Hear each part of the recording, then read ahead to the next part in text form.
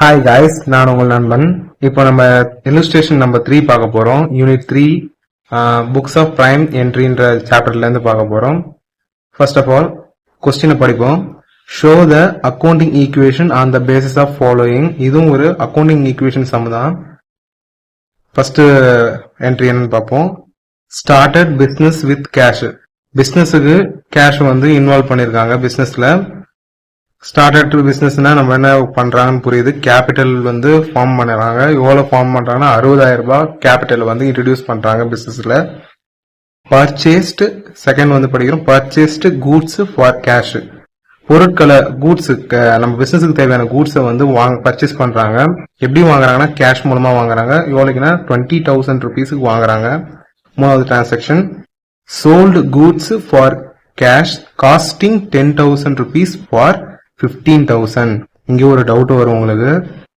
இன்னும் 2 வாட்டி அமௌண்ட் கொடுத்துருக்காங்க, இதுவும் புரியலையே அப்படின்ற மாதிரியா.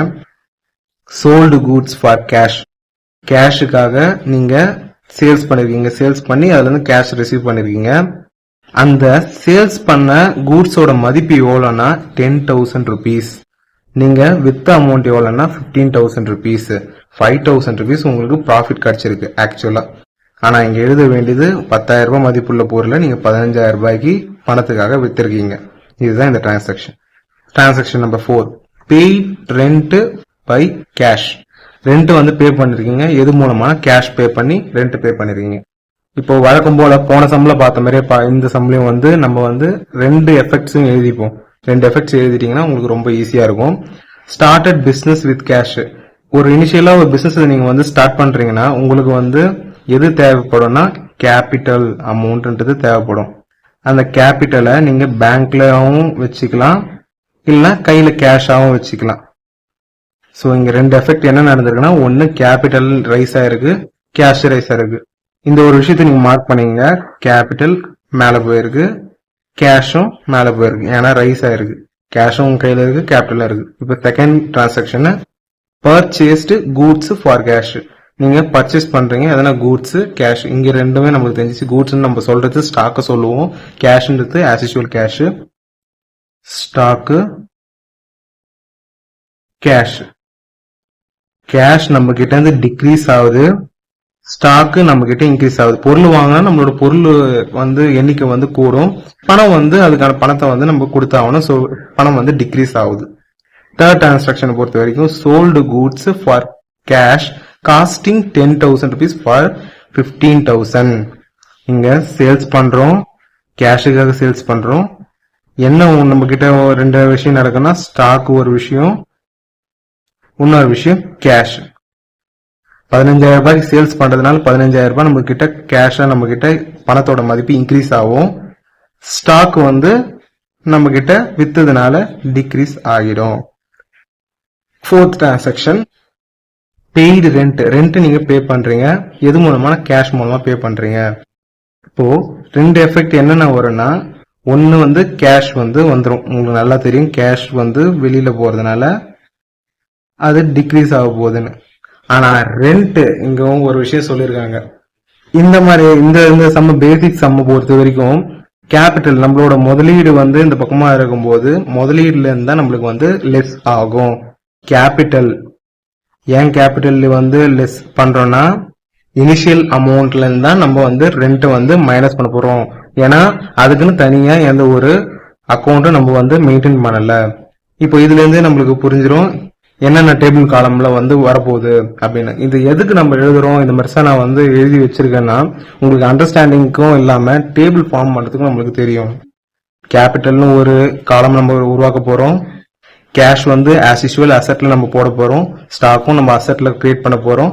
மிச்சம் இருக்கிறது கேஷ். அதே தான், அசெட்ல 2 காலமும் கேபிட்டல்ல ஒரு காலமும் நம்ம போட போறோம்.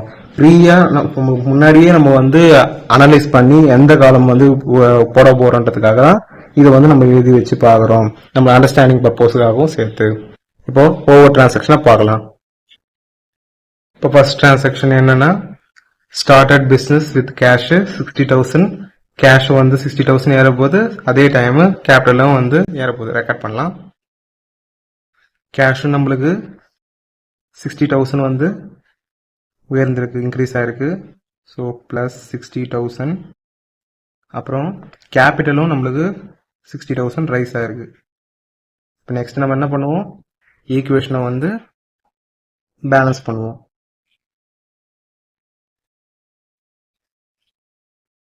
ஈக்குவேஷன் எழுதிட்டு இந்த ஈக்குவேஷன் பேலன்ஸாக இருக்கா அப்படின்றத வந்து பார்ப்போம். ப்ளஸ் 60,000, இங்கே எதுவுமே இல்லை, இங்கேயும் ப்ளஸ் 60,000. இந்த சம்ம டோட்டல் சம்மை பொறுத்த வரைக்கும் இந்த சம்மில் கிரெடிட்டார்ஸ் லோன்ஸ் எதுவுமே கிடையாது. ஸோ இந்த காலம்ல எதுவுமே வரப்போகிறதும் கிடையாது. இப்போ ஃபர்ஸ்ட் ஈக்குவேஷன் ஓவர் ஆயிடுச்சு. இப்போ செகண்ட் ஈக்குவேஷன் என்னன்றத பார்க்கலாம். Second equation purchase goods for cash. Stock வந்து நம்மளுக்கு இப்போ உயர போகுது, ஏன்னா பர்ச்சேஸ் பண்ணியிருக்கோம். கேஷ் நமக்கு பர்ச்சேஸ் பண்ணதுனால கேஷோட மதிப்பு கீழே இறங்க போகுது. இவ்வளோனா 20,000. இப்போ இதை ரெக்கார்ட் பண்ணலாம். கூட்ஸை நம்ம பர்ச்சேஸ் பண்ணதுனால ஸ்டாக்கோட வேல்யூ ப்ளஸ் 20,000 வந்து நம்மளுக்கு இன்க்ரீஸ் ஆயிருக்கு. அதே நேரத்தில் பர்ச்சேஸ் பண்ணதுனால கேஷோட வேல்யூ டிக்ரீஸ் ஆயிருக்கு. எவ்வளோனா மைனஸ் 20,000. ப்ளஸ் 20,000 மைனஸ் 20,000 ஈக்குவேஷன் வந்து ஈக்குவலாகவே ட்ராவல் ஆகுது. இப்போ ஈக்குவேஷன் என்னன்னு பார்த்துக்கலாம்.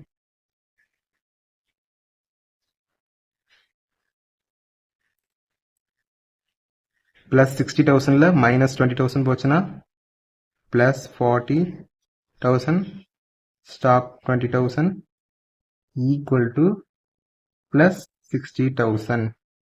இப்போ நம்ம ஈக்குவேஷன் வந்து ஆட் பண்ணி பார்த்தோன்னா 40,000 ப்ளஸ் 20,000 60,000 ஈக்குவலாக இருக்கு.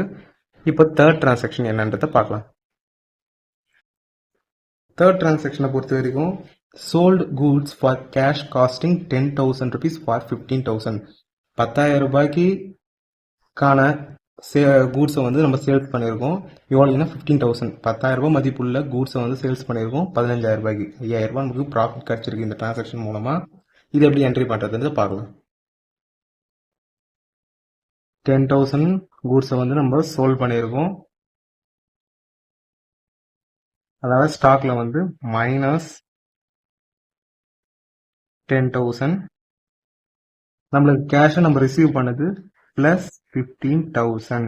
இப்போ நம்மளுக்கு 5,000 வந்து ப்ராஃபிட்னு வந்து இதில் தெரியுது. ஏன்னா 10,000 வந்து மைனஸ்லையும் ப்ளஸ் 50,000 ப்ளஸ் 5,000 இங்கே வந்து ஆன்சர் வருது. அது அப்படியே நீங்கள் ப்ளஸ் 5,000 வந்து இங்கே எழுதுறீங்க. இப்போ பேலன்ஸ் ஆயிடுச்சா ஈக்குவேஷன். ப்ளஸ் 15,000 மைனஸ் 10,000 போட்டால் 5,000 வரும். இங்கே ப்ளஸ் 5,000 வந்து போடுறோம். ஏன் கேபிட்டலில் நம்ம 5,000 வந்து போடுறோம் அப்படின்னா ரெவென்யூ எக்ஸ்பென்சஸ் அது எல்லாமே வந்து இந்த அக்கௌண்ட்ல ரைட் சைடில் இருக்க இந்த அக்கௌண்ட்ல தான் நம்ம காமிக்கணும். இப்போ ரெண்ட்ன்றது ஒரு எக்ஸ்பென்சஸ். நம்ம இப்போ ஃபோர்த் டிரான்சாக்ஷன்ல நம்ம பார்ப்போம் அதை. இப்போ வந்து இதில் வந்து ரெவென்யூ நம்மளுக்கு கிடைச்சிருக்கு. இவ்வளோ 5,000 வந்து நமக்கு ரெவென்யூ கிடைச்சிருக்கு சேல்ஸ் பண்ணது மூலமா. அந்த ரெவென்யூ வந்து கேபிட்டலில் நம்ம காமிக்கிறோம். இப்போ ஃபோர்த் டிரான்சாக்ஷன் என்ன பார்க்கலாம். சாரி, ஈக்குவேஷன் போடல, நம்ம போட்டலாம் ஈக்குவேஷன்.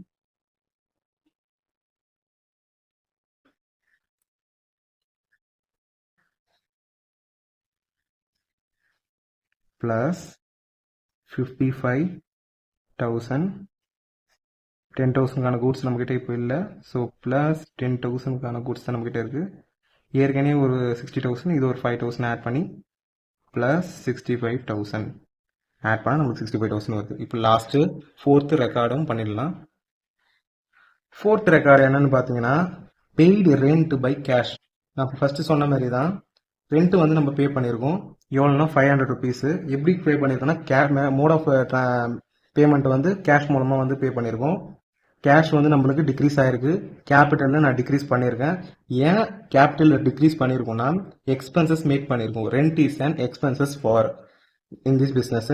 ஸோ இந்த எக்ஸ்பென்சஸ் பண்ணதை நம்ம கேபிட்டலில் டிக்ரீஸ் பண்ணி காமிச்சிருக்கோம். இதை ரெக்கார்ட் பண்ணலாம் வாங்க. இப்போ ரெண்ட் பே பண்ணியிருக்கோம். மோட் ஆஃப் பேமெண்ட் வந்து கேஷில் பே பண்ணியிருக்கோம்.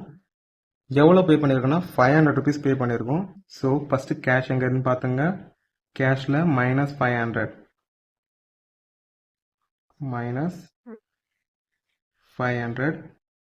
அதே மாதிரி ரெண்ட் நம்ம பே பண்ணிட்டோம். It's and expenses. எக்ஸ்பென்சஸ் எங்க நான் பண்ணணும்னு சொன்னேன், கேபிட்டல்லே பண்ணிடணும்னு சொன்னேன். இப்போ ஈக்குவேஷன் நம்ம எழுத போறோம்.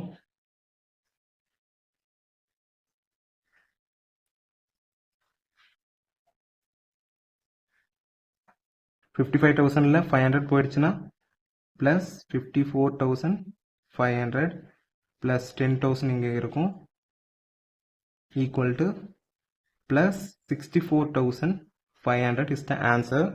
54,500யும் 10,000 நம்ம ஆட் பண்ணால் 64,500 வருது. ஸோ இந்த என்டையர் அக்கௌண்டிங் ஈக்குவேஷனில் நம்மளுக்கு கிடைச்சிருக்க ஆன்சர் 64,500.